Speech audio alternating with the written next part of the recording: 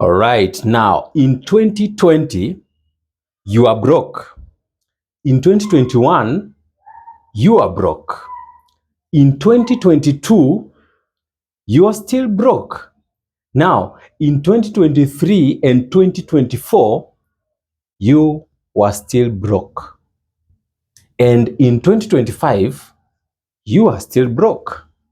Now, ladies and gentlemen, being broke is a state of being illiquid, or not being able to meet your daily expenses, or not being able to pay your bills when they fall due. That is brokenness, or what we call in accounting illiquidness. All right, so ladies and gentlemen, you have been broke for how many years? For 5 years, and you still broke in 2025. All right, now in this particular video, I'm gonna give you 9 reasons why you still broke in 2025 and what you're supposed to do to stop being broke, or to stop having liquid issues or liquidity issues when it comes to finances. All right, or not being able to pay your obligations or bills when they fall due. So ladies and gentlemen, this particular video is aimed at giving you 9 reasons why you're still broke, so that you can know what you're supposed to do and what you're not supposed to do, so that you can make sure that you are liquid at all times. So ladies and gentlemen, this is another reason that you should stay subscribed in this particular channel. If you're seeing me for the first time, my name is Sir John Mweri. I'm a professional accountant with X-Finop Accountancy and Insurance Consultancy. And when you see me with a book, just know whatever is here and what you are discussing here is a pool of knowledge, and you're supposed to take advantage for free. For free. Just learn for free and know exactly what you're supposed to do for free. Information delivered for free. Ladies and gentlemen, what you just need to do is to put a subscription, or just make sure that you subscribe to this particular channel.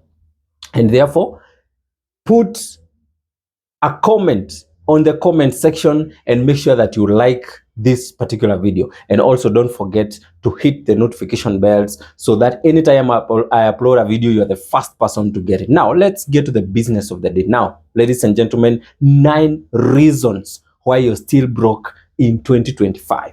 Now, when you see me turning on this side and this side, just know that I'm confirming on my notes, because I have several points. I have 9 points, and the reason why I've listed them down is just to make sure that I don't forget anything. All right, so on my point number 1, ladies and gentlemen, let's talk about the lifestyle creep.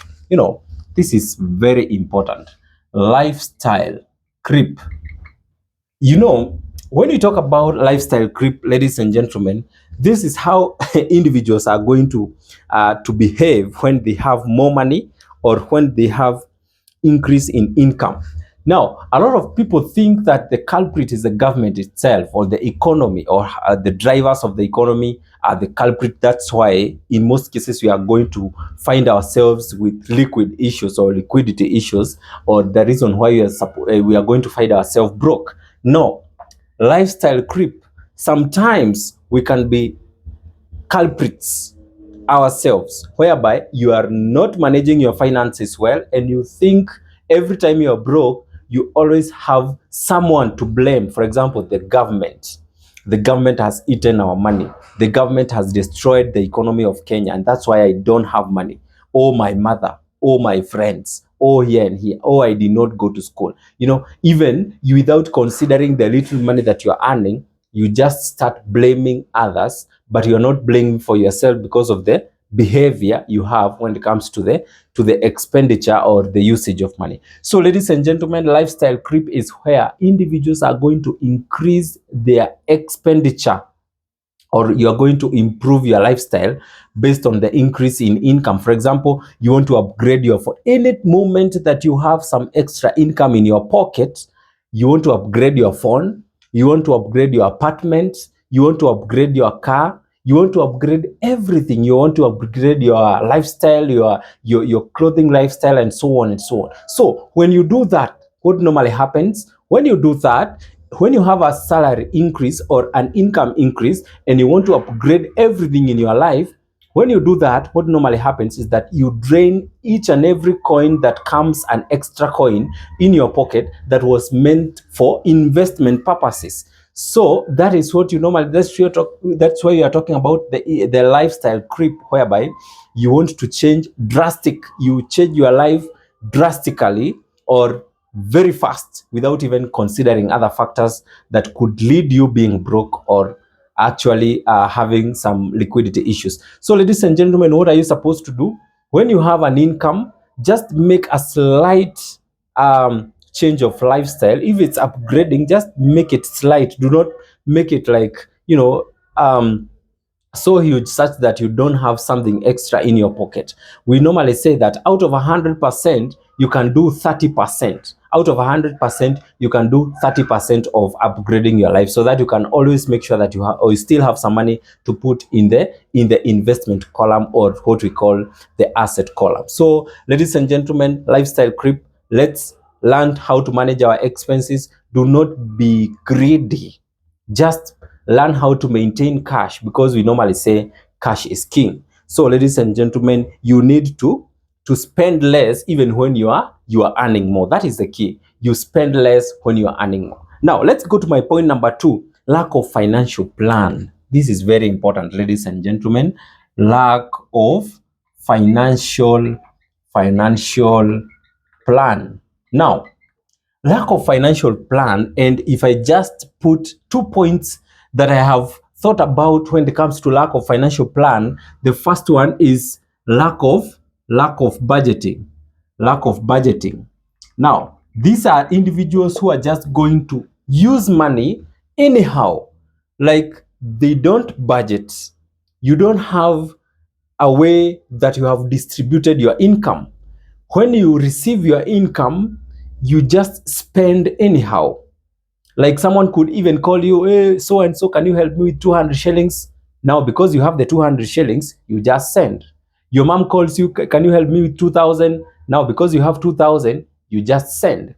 Now, you can just sit there and think that, I want to go out and, have some fun with my friends. And because you have some 5,000 somewhere, you just go and spend. You might go, just you're still walking on the road, and then you find a very smart dress and you feel like you want to buy that dress, and then because you have money, you just spend. That is what we call lack of financial plan. You don't have a budget. You just spend anyhow. As long as something that has pleased your eyes and you feel like you want to buy this particular item, you just go on and purchase that particular item without considering whether it's going to have some effect on the other side. So, ladies and gentlemen, lack of budgeting is very, very a crucial point here, and you're supposed to avoid that. I told you, the moment you earn your income, the moment you have your salary, without doing anything, without even thinking about anything, first of all, sit down, adjust the budget that you had previously. If you have some more expenses, you can adjust there. And then after adjusting, just make sure that you allocate the whole amount into the budget. Hata kama ni 100,000, even if it's 200,000, put the whole amount in the budget. Weka rent, weka kila kitu. If it's remaining 50,000, put it on the investment account, and then you can still say that I don't have money. You can say that I don't have money, but just make sure that you don't leave any amount hanging, that haiko kwa investment, haiko hapa, haiko kwa expenditure. So where is it? So ladies and gentlemen, just make sure that you put all the money in your budget. The second thing that people don't do is lack of goals. Lack of goals. I'm still discussing the point on lack of financial plan. So you don't have a budget. That is the first thing. And the second thing, you don't have goals. You don't have the reason why you are looking for money. You don't have financial goals. There is no drive for you having for struggling to look for money. You just wake up and go, and you don't have a goal. Like the one someone could say, in the near future, I want to achieve 1, 2, 3. I want to have a company X, Y, and Z, and so on and so on. So those are the kind of financial goals or reasons why you're going to look for money we are talking about. So if you don't have that, ladies and gentlemen, then it becomes very hard for you to to have when we talk about lack of financial plan, it's very important, and therefore you're supposed to make sure that you have some financial plan in your financial journey. So our next point, ladies and gentlemen, our point number 3, let's talk about credit card debt. You know, here is just talking about debt. Let's talk about debt. Now, this is another reason that you're still broke in 2025, because you know it's very funny that some people are going to treat debt as free money. You know, we said the reason why you are going to apply for loans either in banks or in SACCOs is just for investment purposes. Any other reason that you are going to apply for that particular money, it should not be capitalized as part of the reason why you're going to apply for that particular. Because if you apply for money, or if you go to a bank or a SACCO and apply for money so that you can get a new apartment, or so that you can purchase house items, or so that you can do any other thing apart from investment, then it is a bad debt, and that's why you'll always be in debts. And you know, that extra income that you earn, instead of you retaining that particular income, you find yourself you are taking it somewhere else to pay some debts. So ladies and gentlemen, stop treating debt as free money. All right, only look for debts where necessary. All right, so ladies and gentlemen, that is another key point that you're supposed to consider, and it's another point that is going to make you broke even in 2026, 2027, 2028 if you don't know how to treat debts. All right, so ladies and gentlemen, take care of that. That is our point number 3. Now let's move to our point number 4. We are talking about ignoring investments. Ignoring investments. Now, ignoring investment, this is another reason why you're going to be broke, because a person who ignores investment is a person who spends everything. Then if you don't have a place that you are going to take your money after you earn, it means you are spending everything. Because we said when it comes to savings, you're not only going to put money in a bank, you are going to make sure that you have taken that money where you earn some competitive interest rate. Even if you are a risk-averse person, then we have investments that are very low in risk. For example, money market funds. So ladies and gentlemen, these are people who have the spirit of procrastination. Oh, I'm not going to invest today. Let me wait for tomorrow, or let me wait until the market is good. There is no time a market is going to be good, or the market is going to be better or worse. So ladies and gentlemen, the spirit of procrastination, you should stop it and start investing immediately, just to make sure that you earn some competitive returns. You should start putting your money in areas in which you are going to get something. So ignoring investments, ladies and gentlemen, is another reason that you're still going to be broke. For example, if you had invested in 2020 and now we are in 2025, those are 5 years down the line. Now, what could be the returns of your investments? What could be the returns of your investment for 5 years? That is the question that you're supposed to ask yourself. Now, if you start investing in 2025, ladies and gentlemen, now by the time we are going to elections in 2027, those are 2 years down the line. What would be the return of your investments? Those are the questions. Now, you should always project. Like, you should put a projection on when you invest some money, for example, 2 million Kenya shillings, and you want to invest it for 5 years. How much will I be having after 5 years? All right, and then you can base your argument from that at that particular point, and see whether you get some competitive returns at that particular moment. So number 4, ladies and gentlemen, ignoring investments is another key point that you should consider. It's one of the reasons that is going to keep you broke even in the coming years. All right, let's go to our point number 5. All right, now our point number 5, we are talking about still no emergency funds. Still no emergency funds. And ladies and gentlemen, before I move to our point number 5, if I just add some more in our point number 4, that is ignoring investment. There are people who are so much afraid to invest. you feel like you don't want to invest. It's not that you don't want to invest. It's because you are afraid. It's cool. It's cool you're afraid that you don't want to invest. But ask yourself, inflation, it's not going to be afraid to eat your money live, because inflation it's always going to be there. The drastic rise in the prices of goods and services is always going to be there. So it's not going to be afraid to eat your money. And that is the reason why I ask your question. Why are you going to be afraid to invest just to beat the inflation, or maybe to maintain the money that you have as capital, or probably as cash? So ladies and gentlemen, make sure that you take care of the point number 4, that is ignoring investments. And our point number 5, ladies and gentlemen, just like I've mentioned, is when you still don't have any emergency fund. Still no emergency fund.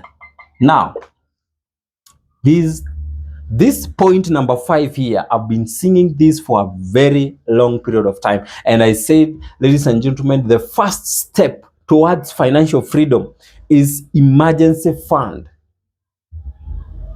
Having some emergency fund, or probably what we call some financial security. Now, when you still don't have emergency fund, this is so much, it's dangerous, because when you don't have emergency fund, it means that you can be affected by any, for example, if diseases come along, and we are not saying that diseases should come along, but remember, emergencies happen. For example, you can lose your job. Remember the time of COVID, where people lost their jobs. No one expected anyone to lose their jobs. Remember, we might have some political instability in our country. Remember, we might have some economic problems, and where the business are not going to do well. If you had no emergency fund, then it means that it's kitakuramba. You get what I'm saying? So having emergency fund should be capitalized as one of the requirements in our financial journey. So ladies and gentlemen, again, in our point number 5, you should always make sure that you have some emergency funds. All right, now that was point number 5. Let's move to our point number 6. Let's move to our point number 6. Ladies and gentlemen, let's talk about you prioritize image over wealth. Prioritizing image over wealth. Now, when we say that you as an individual, you are going to prioritize image, let me underline, over wealth. What are we trying to say here? Now, when we talk about image,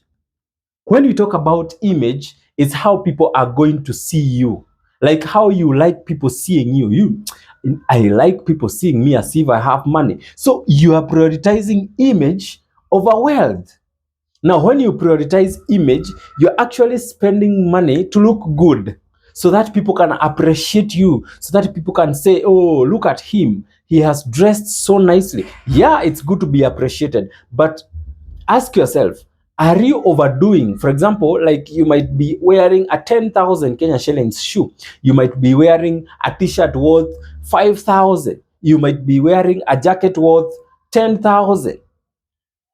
Right? And when you look at your bank balance, or when you look at your investment balance, or when you look at your asset column, there is nothing. And therefore, when you prioritize image over wealth, you become so much in image. Yes, you look good. You are living a very good life. But again, when it comes to liquidity, you have liquidity issues. You're not able to meet your expenses. And, even if something comes along like an emergency, you just find yourself, you are borrowing from the same friends. You want them to see you looking good. So ladies and gentlemen, do not concentrate on image. Rather, you should concentrate on wealth. And when we try to build wealth, is where we put money in the investment column, or what we call asset column. And when you put asset column, is just making sure, or trying our best to make sure that you have retained some money for investment purposes, either in biological assets, financial assets, and so on and so on. So our point number 6, ladies and gentlemen, again, this one is something that is going to keep you broke, and that's why you're still broke, because you want to wear expensive clothes, you want to you don't want to, you just want to live a very expensive life, and still someone who is doing this, you don't have enough source of income, or you even have one source of income, and you still want to live an expensive life. First of all, invest, get returns, then move to that expensive life that you want. That is a pattern. So ladies and gentlemen, take care of that. That was our point number 6. Let's move to our point number 7. Let's move to our point number 7. Now, you are underpaid and not doing anything about it. This one is very important. Now, you are underpaid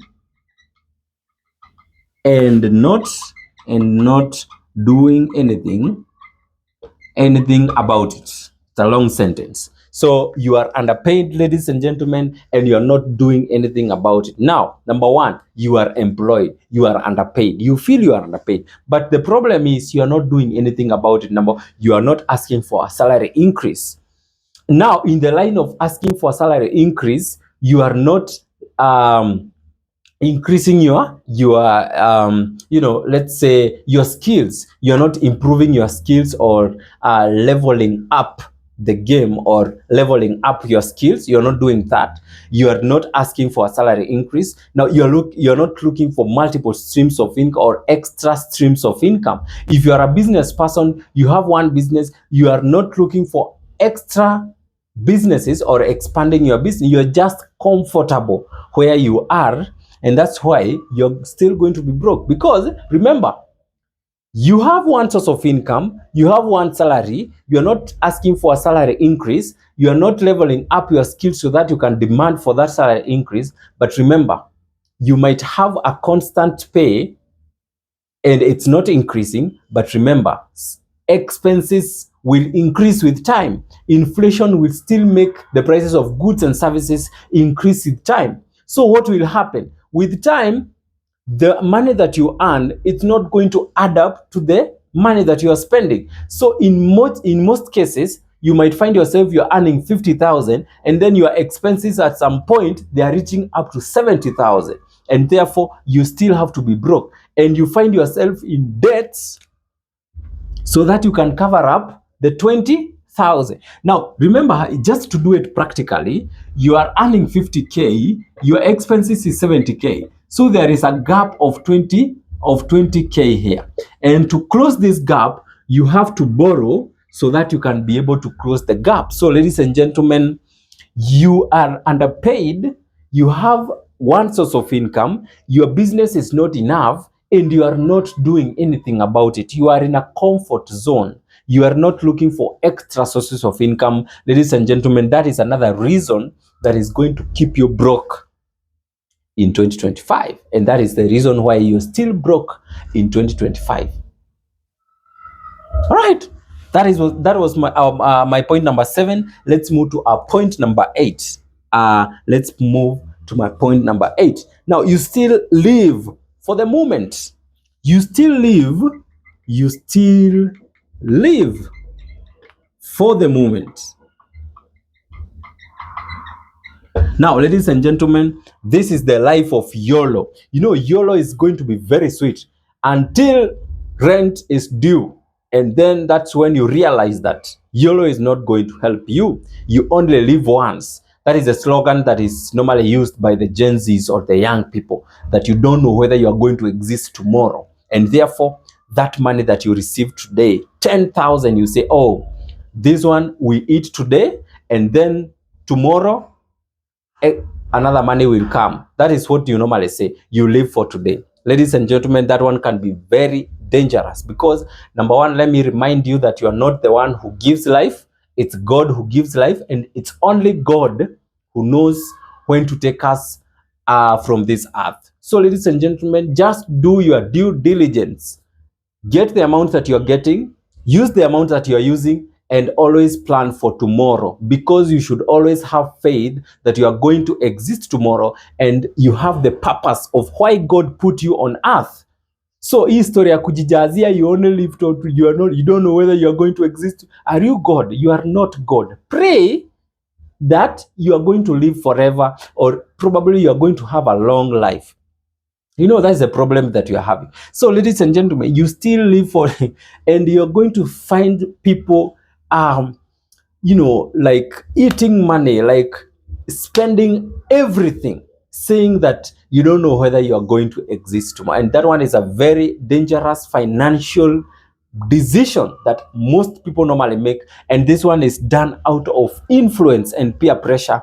And that's why you're going to see friends wasting a lot of money, and they cannot do anything constructive with the amount that they have gained because of YOLO, the YOLO thing.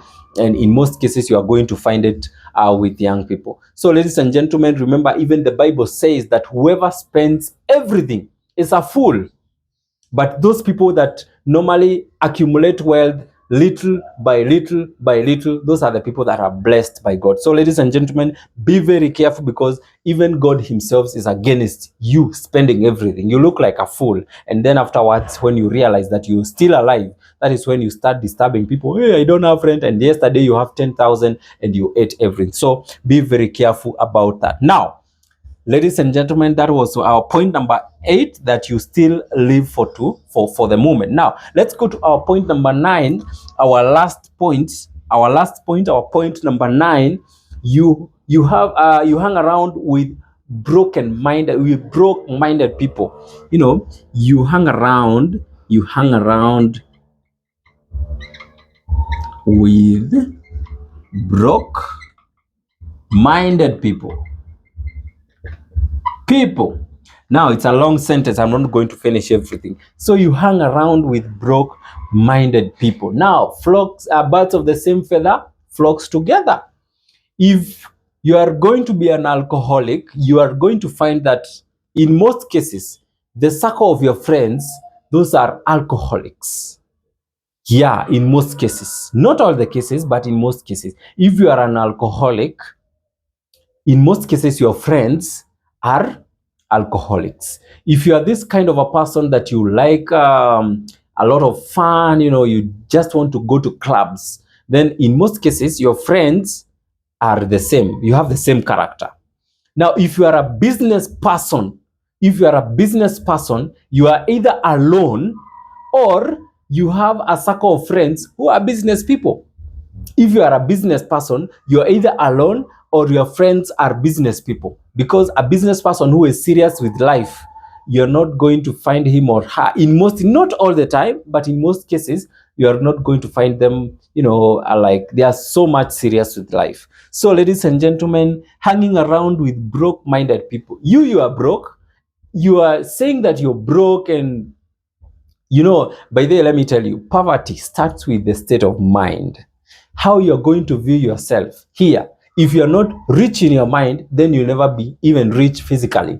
If you believe that you cannot have something for yourself, then you will never have it, because you still have that poor mindset that you cannot own this, right? When you see an expensive watch, when you see expensive clothes, instead of asking yourself, how can I afford this? Then you shut down with your mind that I cannot afford this. Oh, this one is for the rich. And that's how you shut down your mind, instead of challenging yourself that how can I afford this? Then that one is asking yourself, what can I be able to do so that I can be able to afford this shoe or shirt or whatever, like trouser or something like that. So having a poor mindset is going to keep you broke. And the same way, having friends who have poor mindset, who are just going to tell you, no, this one is not for us. If it's an expensive hotel, no, uko ni kwa matajiri.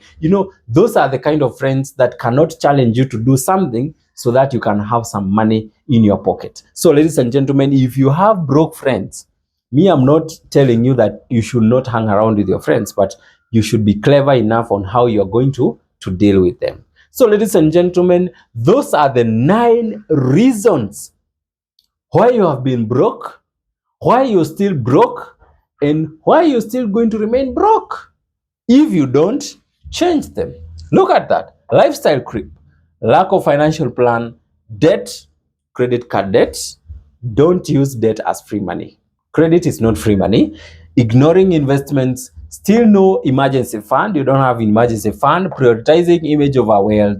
You are underpaid and not doing anything. You still live for the moment and you hang around with broke-minded people.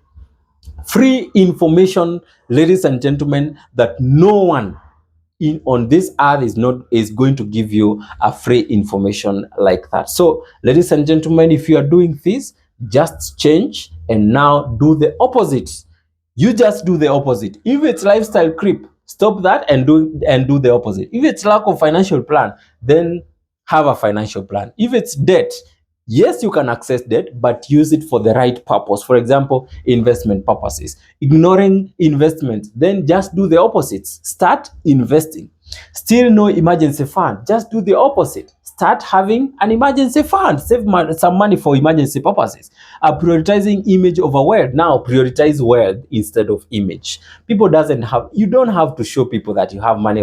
No, just focus on yourself. Don't focus on anyone. All right. So ladies and gentlemen, that is it. You are underpaid. Now, if you are underpaid, then and you're not doing anything about it, then start doing something about it. All right. Then you still live for the moment. Then you stop living for the moment and actually know that tomorrow exists and always plan for tomorrow. All right. You hang around with broke-minded people. I've not told you that you should break up with your friends. No, but just know how to handle them so that they are not in a position to influence your financial decision-making processes.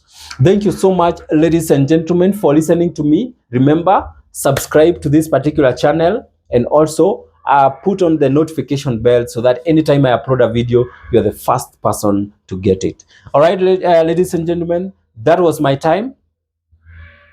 See you on the next.